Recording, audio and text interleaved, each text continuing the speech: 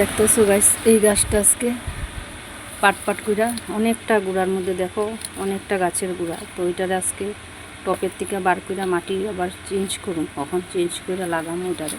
দেখো গাছটা অনেক বড় হয়েছে, তো আরেকটা টপে লাগাবো ভাবছি, এটাতে লাগাবো। তো ওইটাতে দেখি যে অনেক ফুল ফুটছে, যে দেখো এত সুন্দর ফুলটা। তো টপটা খালি করতে ইচ্ছা করে না, আরও রয়েছে বালতি, তো এগুলির মধ্যে লাগামো। তো এখন উঠামো গাছটা, তো দেখাবো তোমাদেরকে।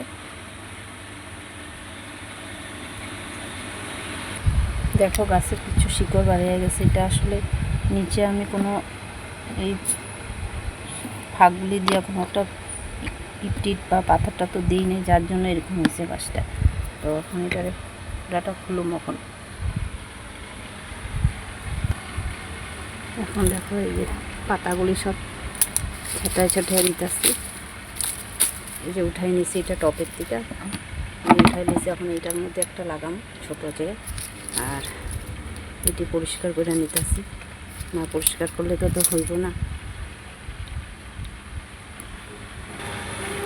শিকড়টি এটি বেশি হয়ে গেছে, যার জন্য এটারে সব দেখো শিকড়গুলি কাটতে লাগতেছে।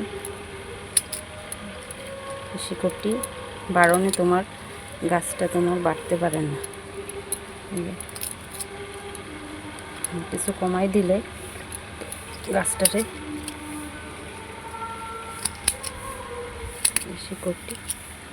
শিকড়টির জন্য যদি মাটিতে লাগানো হতো তো এত কাটতে লাগতো না, মাটিতেই ছড়াইতো। কিন্তু যেহেতু টপে এটাকে বছরে প্রতি বছরই রিপোর্টিং করতে লাগে, মানে উঠাইয়া তোমার এটি শিকড়টি কাটটা মাটিকে আরেকটু, এই মাটিই হয় মানে তারা একটু সার দিলে হয়ে যায়।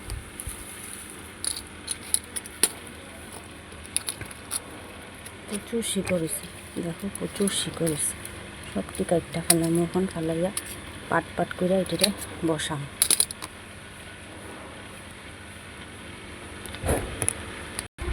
দেখো গাইস এরকম শিকড় বাড়িয়েছে।